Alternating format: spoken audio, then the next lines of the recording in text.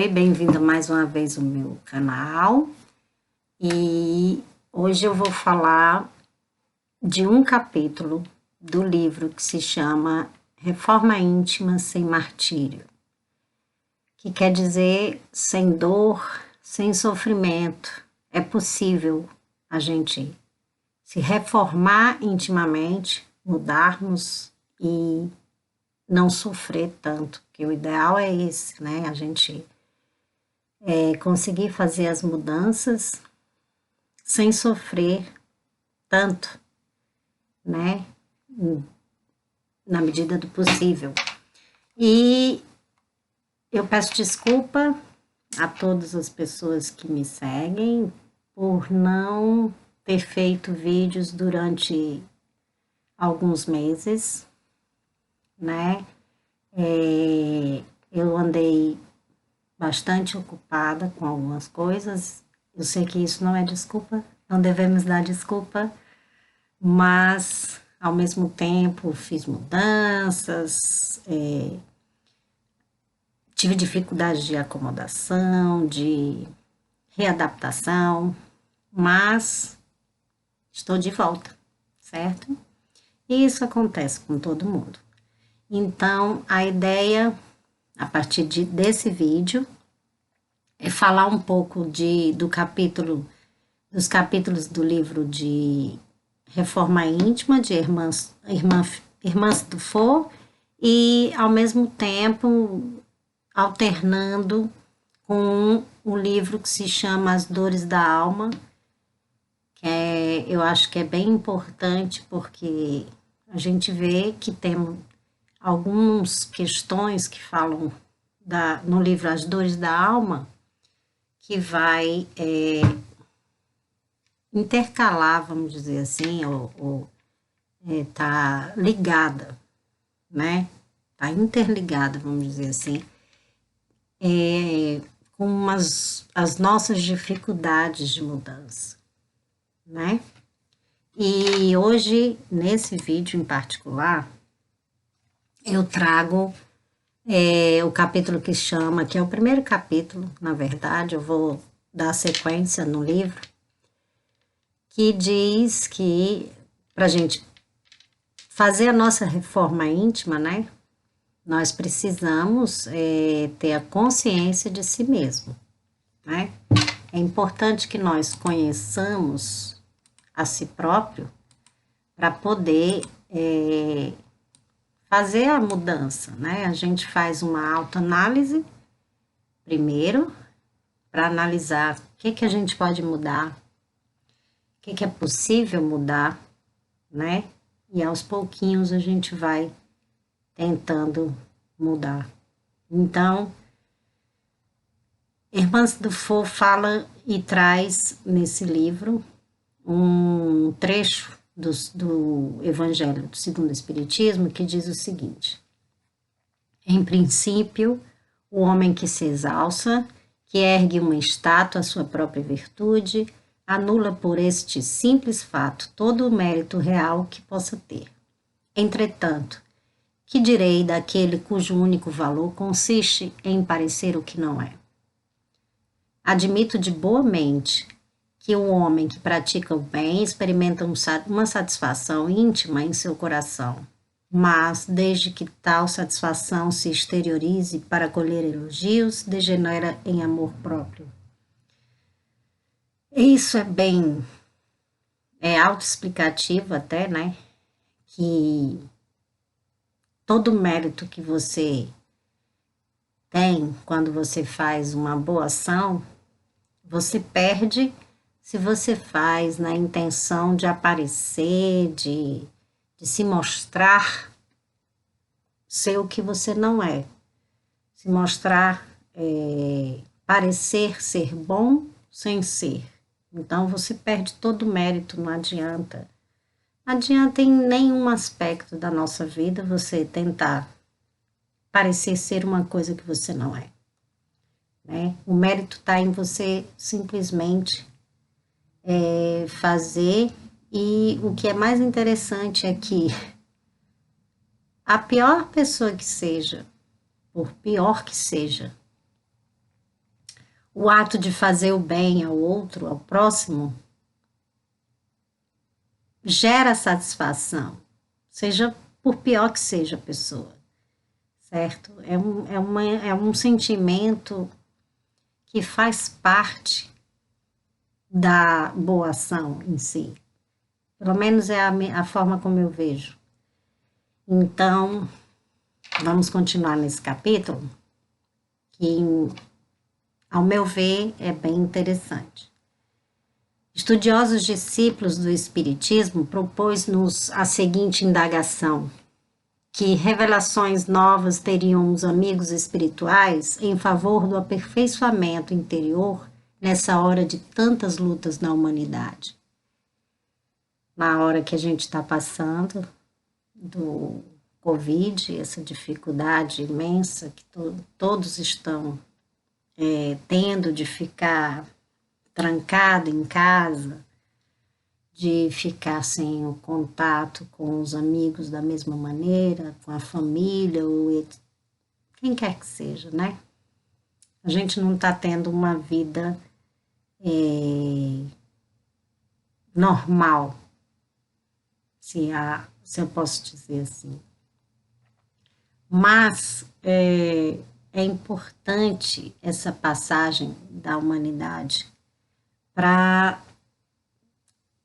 que possamos dar importância ao que realmente deve ser dado, né?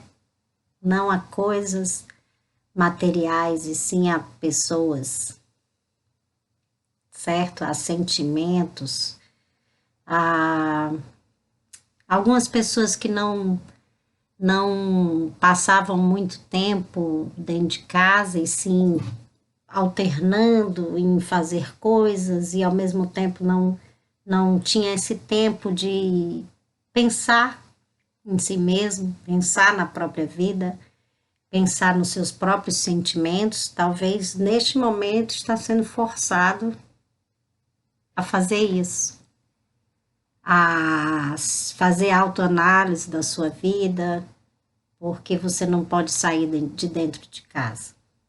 E isso mexe com a mente muito mais dessas pessoas do que uma pessoa que já fazia isso, certo? E é importante para se aperfeiçoar. Então, eu entendo essa passagem que estamos tendo, né? Toda essa passagem da humanidade como nos forçar a nos aperfeiçoar, certo? Até porque a visão espírita é que o planeta, ele deixou de ser um planeta de prova e expiações para ser um planeta de regeneração. Então, isso faz com que toda a humanidade seja forçada a se autoanalisar, a se aperfeiçoar, a se melhorar, né? A tentar melhorar. E esse chamado faz com que todas as pessoas, muitas vezes, se sintam, às vezes, mal mesmo, certo? Com as descobertas que fazem de si mesmo, né? Então, continuando com o livro, com esse pedaço do livro, em resposta a seu pedido sincero de aprender, exaramos os textos aqui discorridos. Não constitui novidades, e sim um enfoque prático para velhas questões morais, que absorvem quantos anseiam pela melhoria de si mesmo. Alguns anseiam, mas gostariam de ter essas melhorias sem um mínimo esforço, né? Este é o grande problema, porque a reforma íntima, ela exige esforço de você, certo? Exige que você queira, primeiramente, se melhorar, né? E comece a fazer coisas para que alcance esse resultado de melhora. Não adianta você querer e não modificar os seus, nem que seja uma mínima coisa que você costumava fazer antigamente e que hoje você modifique, né?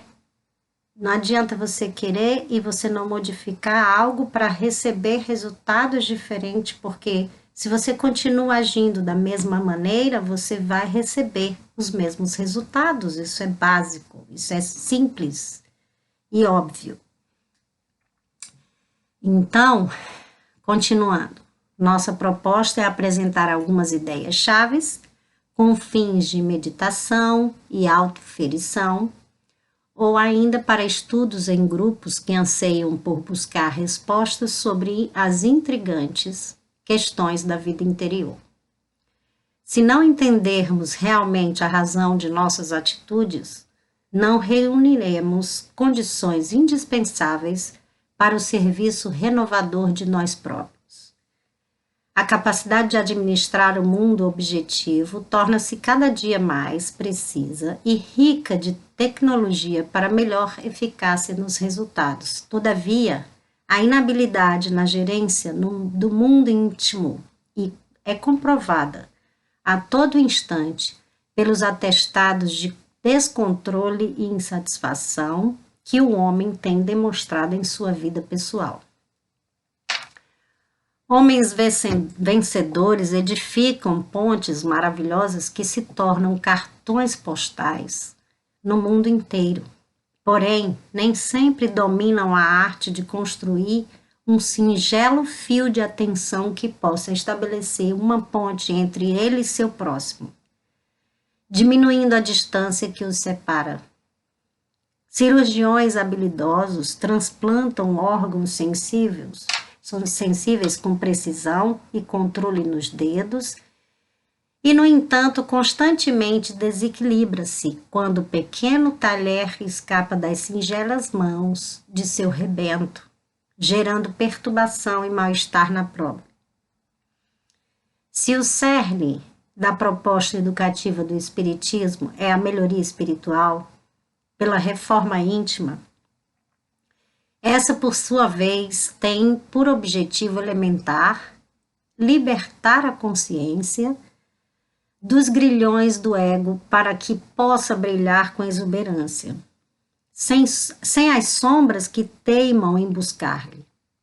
Travamos ao iniciar a renovação de nós mesmos uma batalha entre o ego e a consciência nos rumos da conquista do self definitivo. Reforma íntima, eis o tema predileto dos adeptos do Espiritismo no vastíssimo repositório de assuntos elevados que nos desafia o entendimento sob a ótica do espírito imortal.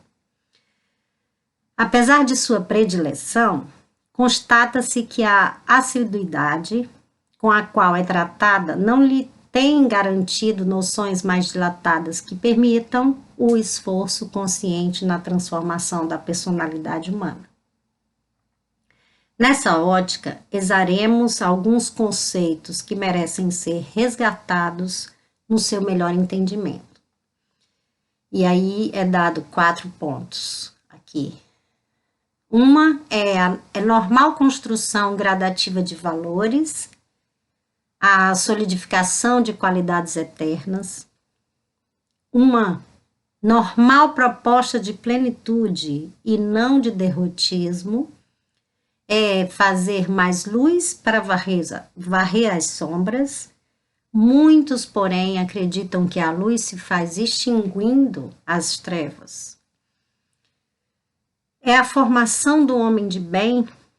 Não se trata de deslocar vícios e colocar virtudes, é dada muita importância às imperfeições nos ambientes da doutrina, quando deveríamos mais falar das virtudes do homem de bem.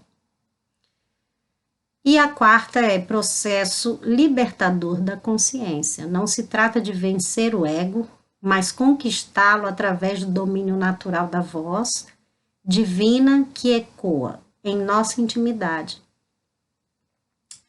O que eu venho aprendendo com todos os livros que eu já li, é que não se trata de destruir o que temos, certo? Se trata de uma transformação, porque todas as coisas que nós temos, até mesmo as coisas que costumamos chamar de defeitos, não podemos destruir totalmente, e sim transformar, certo? Toda essa força, se você tem um grandíssimo ego, você pode transformar esse ego, se tiver uma via negativa, posso falar dessa maneira, para uma coisa positiva, que esse ego tão inflamado dessa pessoa seja transformado em algo que possa ser feito de bom, certo? Possa fazer algo de bom com ele, com esse ego, tá bom? Eu vejo dessa maneira, porque às vezes esse ego pode ser usado de uma forma diferente, certo? Então, se você tem um ego muito grande, você pode fazer coisas grandiosas, né? Quando a pessoa tem um ego muito grande, talvez é porque tem uma capacidade enorme de fazer o bem muito mais do que uma pessoa com um ego pequeno, posso dizer assim. Você tem um ego muito grande, você tem que trabalhar bastante. Posso falar dessa maneira. Então, você pode trabalhar muito, muito. E através de muita dedicação, você vai transformar isso em algo bom. Porque tudo na vida é uma transformação, seja nos sentimentos, sejam nas atitudes, certo? É assim que eu vejo. E é assim que eu compreendo dentro dos livros que eu venho lendo.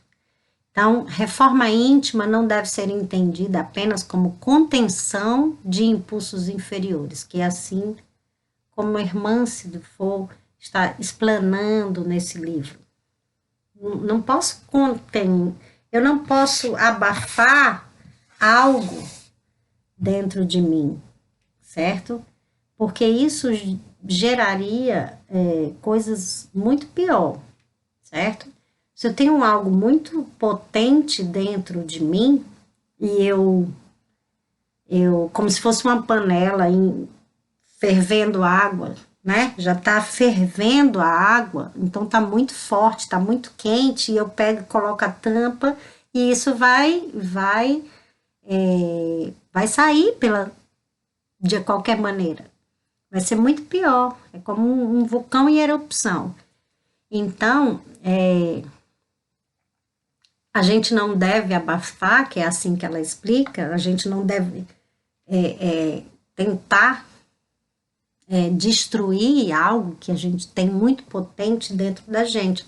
A gente tem que fazer que esses impulsos grandiosos se transformem em algo grandioso com uma visão positiva, de uma maneira positiva, para construir coisas positivas, para fazer o bem, né? E é isso que eu entendo. Então, muito além disso, torna-se urgente analisá-la como um compromisso de trabalhar pelo desenvolvimento dos lidimos, valores humanos na intimidade. Então, circunscrevê-la a regimes de disciplina pela vigilância de vontade e vontade poderá instruir a cultura do martírio e da tormenta como quesitos indispensáveis ao seu dinamismo.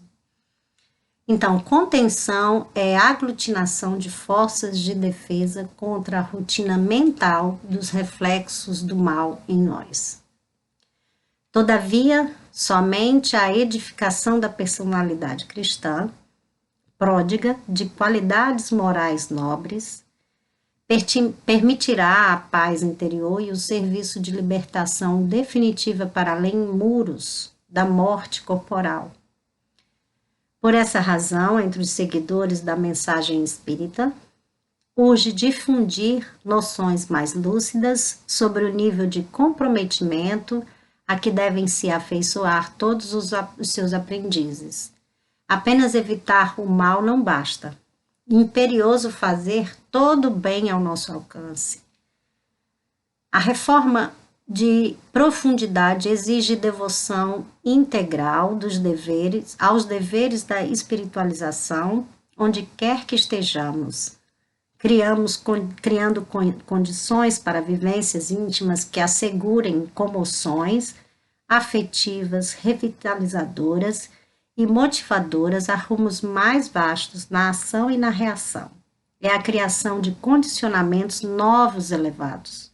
Então, assim, é a gente transformar os nossos condicionamentos, que todos nós temos condicionamentos diferentes, que quer dizer que você costuma fazer coisas desde sempre e que você pode mudar para algo melhor. Então, aquilo que você tinha de condicionamento, de atitudes que você estava acostumado a fazer, que não te trazia nada de bom, você pode modificar a sua forma de agir, certo?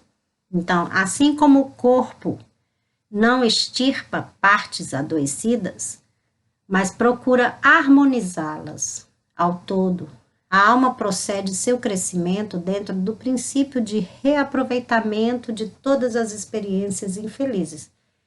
Eu não tenho como destruir todas as coisas, eu não tenho como apagar todas as coisas que eu vivi, experiências infelizes.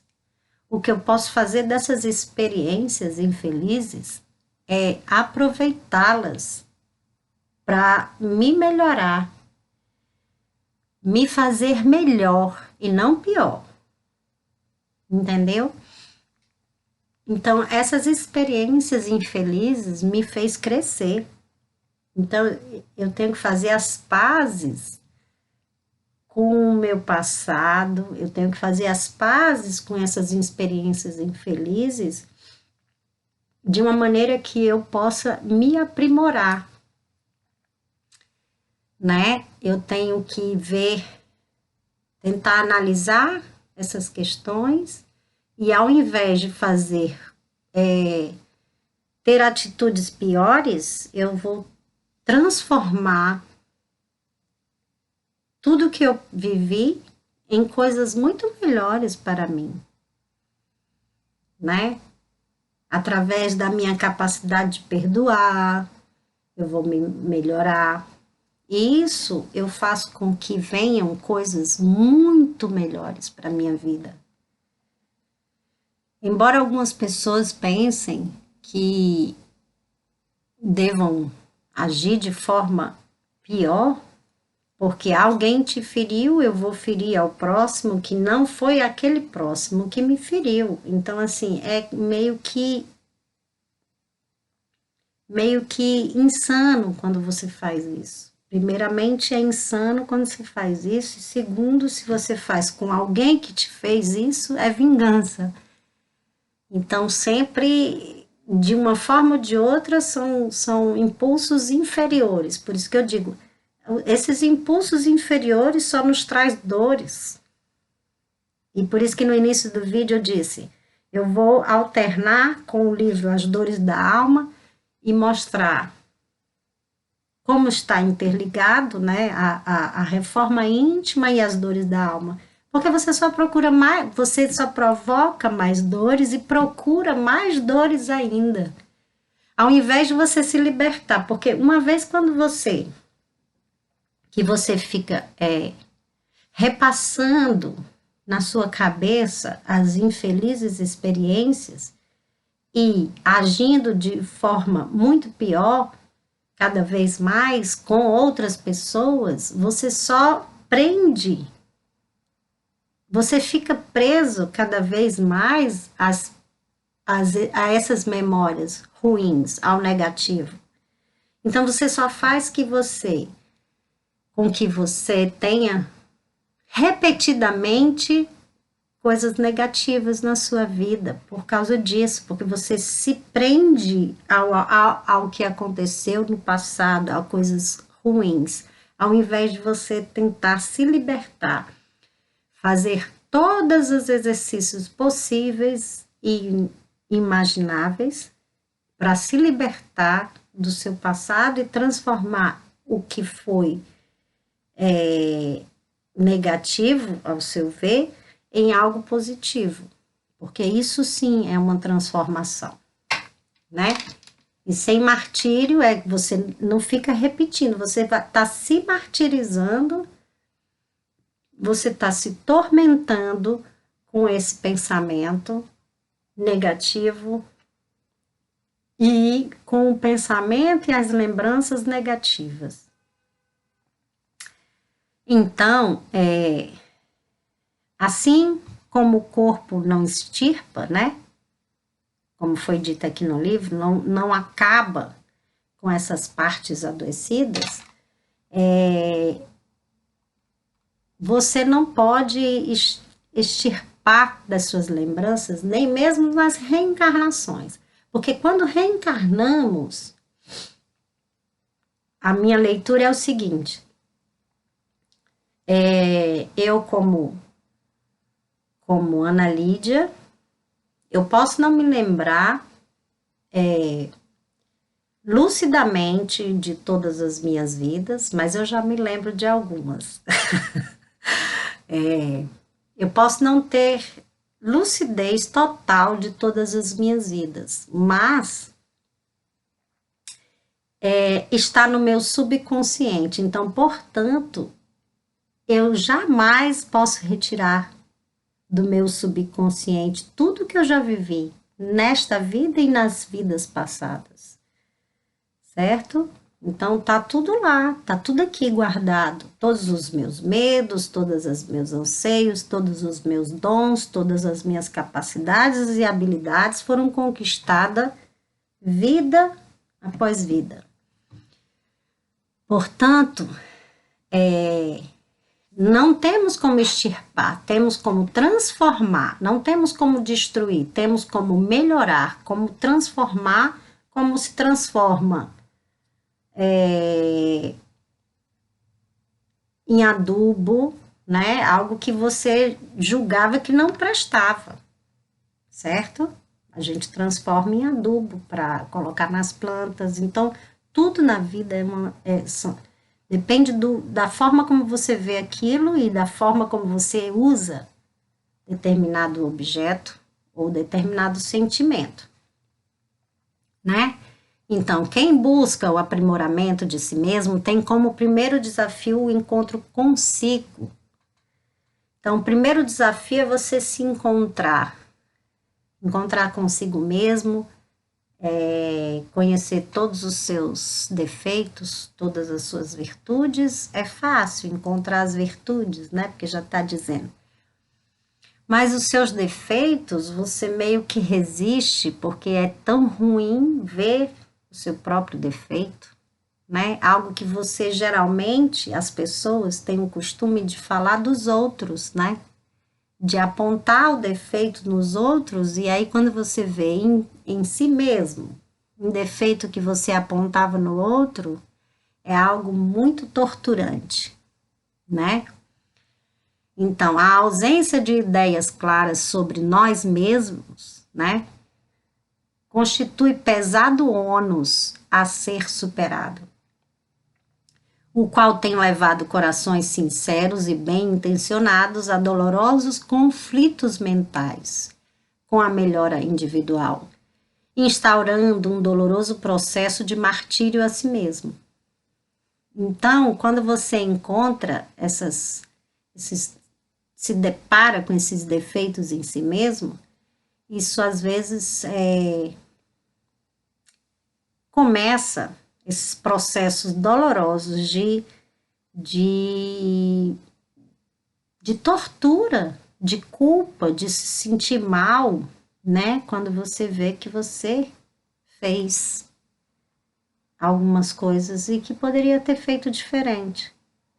Só que esse martírio é o que vem falando no livro na minha maneira de interpretar, é o seguinte, é que ao invés de você se martirizar, de você se autotorturar, você tem apenas que reconhecer, eu fiz, tá, tudo bem, eu fiz errado, e a gente vai sempre fazer algo errado, é natural, que a gente só aprende quando com os erros, né? E aí, voltar atrás, voltar, ser humilde e se modificar, e modificar suas atitudes, né? Então, é dessa maneira que a gente consegue a nossa reforma íntima. Então, não existe reforma íntima sem dores. Não existe transformação sem dores. Não existe modificar-se sem dores. Mas as dores, a maneira como as pessoas enxergam, dor é uma coisa natural e necessária, certo? Quando eu vou parir uma criança, eu sinto dor. Mas a dor de um parto é algo tão sublime, tão importante, tão maravilhoso. Eu estou parindo, eu estou dando à luz a um ser humano, estou sentindo uma dor que, segundo os médicos, dizem que é a dor maior que existe, é a dor do parto, mas que é algo que a gente quer passar e passa, se for necessário. De novo, e de novo, e de novo, porque a beleza de ter uma criança e a satisfação e o amor que a gente sente é algo inexplicável. E se é necessário passar pela dor para ter uma criança, então passaremos pela dor. Então, é igual, se é necessário evoluir, e se eu preciso passar pela dor, que eu passe pela dor, né? A transformação é importante e a dor está no meio dela, dessa transformação, né? Então, vou ler de novo esse trecho, não existe reforma íntima sem dores, razão pela qual será oportuno discernir as dores do crescimento e quais são as dores que decorrem da nossa incapacidade em lidar com as forças ignoradas da vida subjetivas em nós mesmos. A distinção entre ambas tornará nosso programa de melhoria pessoal um tanto mais eficaz e menos doloroso. Então, a compreensão disso se torna menos doloroso. O fato de você compreender que é algo necessário se torna menos doloroso. Não é que você não vá sofrer, não é que não vá chorar, ou vá sentir, ou vá passar pelas mesmas coisas. Não, não é nada disso. É a compreensão é que nos liberta de nos deixar sofrer, como é que eu posso dizer? Por longos e longos anos, sem necessidade alguma, é uma escolha do espírito. Se você quer se prender ao negativo, se você quer se prender a algo que passou na sua vida há 500 anos atrás de ruim, uma experiência negativa, você só faz com que aquela experiência negativa se permaneça durante longos e longos anos na sua vida. Você só faz com que você continue sofrendo aquela mesma dor, né? Repetidamente, enquanto você não decidir perdoar a pessoa, as pessoas ou a própria a própria história em si, esquecer, enterrar a história, né? E começar a ter esperança de novo, fé, se modificar, se melhorar, né? E limpar o seu próprio corpo e a sua própria mente de todas essas energias e pensamentos. Enquanto você não fizer isso, você está segurando e fazendo com que permaneça na sua vida tudo isso que você diz não gostar ou não ter gostado. Então, quer dizer que eu não gosto e mantenho perto de mim uma coisa que eu não gosto, ao invés de manter só coisas que eu gosto perto de mim, certo? Quando você se prende à dor, faz com que você mantenha essa dor perto de você, entendeu? Se você se liberta, se você se perdoa, você se liberta da dor, você faz com que essa dor se afaste de você. É assim que acontece, mas nem todo mundo entende dessa maneira. Então, continuando, fala-se muito do homem velho e quase nada sobre como consolidar o homem novo. É mais ou menos assim, como eu estava explicando. Então, dominados pelo mau hábito de destacar suas doenças espirituais, criou-se um sistema neurótico de supervalorização das imperfeições morais que tem conduzido muitos espiritistas à condição de autênticos hipocondríacos da alma. Então, conter o mal é parte do processo transformador. Construir o bem é a etapa nova que nos aguarda, certo? Bem além de controle, educação. Então, o que Hermance Dufour diz aqui é que está muito além de você controlar, você não tem controle sobre essas coisas, você tem como se educar, se reeducar, certo? Se você quer modificar a sua vida, você se reeduque em pensamentos, em sentimentos e em atitudes. Então, acima de disciplina com inclinações, desenvolvimento de qualidades inatas. Além de você se disciplinar, não adianta disciplinar, e sim, você tem que desenvolver algumas qualidades inatas. Maturidade pode ser definida pela capacidade individual de ouvir a consciência em detrimento dos apelos do ego. Quanto mais fizermos isso, mais seremos maduros e libertos. A saúde é estar em contato pleno com a consciência e a doença é a escravidão do ego.